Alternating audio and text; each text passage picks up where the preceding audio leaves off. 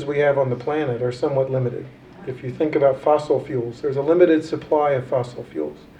And so one of the things that people would really like to be able to do is to expand our portfolio, if you like, and take advantage of renewable resources, because once we've consumed all the fossil fuels, we've consumed all the fossil fuels. Same goes for nuclear, the same goes for a number of other energy sources that once they're gone, they're gone. One of the things that we won't consume is solar energy. The sun provides more solar energy every day. A solar cell is a device that converts sunlight energy directly into electricity.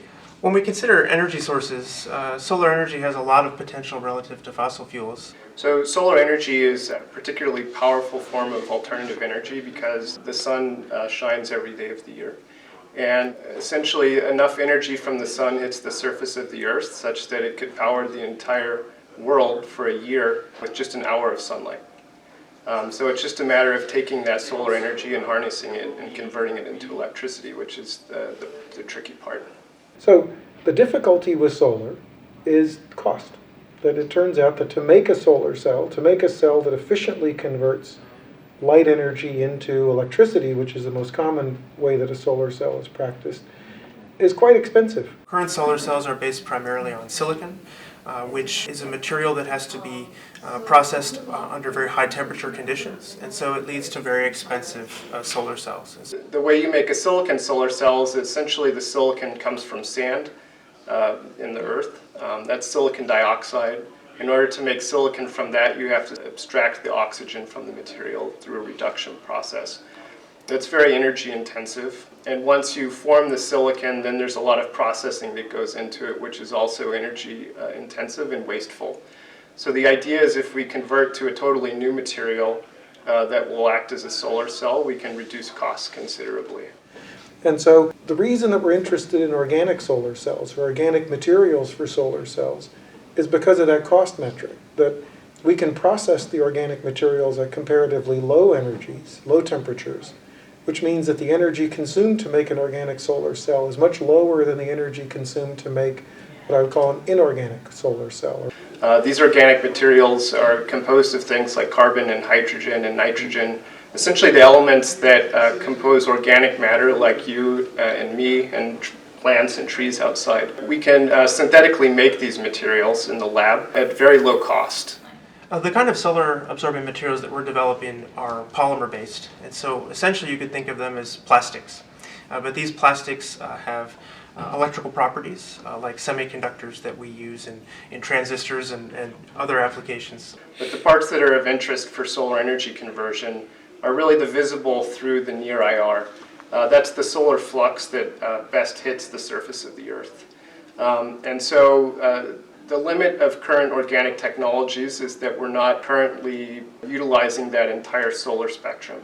To get the highest efficiency, you might imagine that it makes sense that you would need to collect as much of that sunlight as possible, from the visible all the way out into the near IR, which you can't see by eye, but it's still solar energy that can be absorbed and converted to energy. Current organic materials typically aren't black. They'll appear to be purple or red, which means you're not absorbing those photons from the sun. The organic materials we're targeting right now for our work in organic photovoltaics are being designed to serve a number of purposes. And so there's still room that we need to improve the efficiencies of our organic materials, but we're very optimistic that we think we can do that we have a path, we know how to get there. And it's a matter of working with and understanding the materials better will improve our efficiencies even further. So the question then, I guess, is why use organics to make solar cells? What's the real benefit of using an organic material to make solar cells? Well, as I think about it, there's multiple benefits. One of them, of course, is cost. The actual cost of the materials is much lower, and the cost of processing those materials is much lower. There's a lot less energy required because it's a lower temperature process.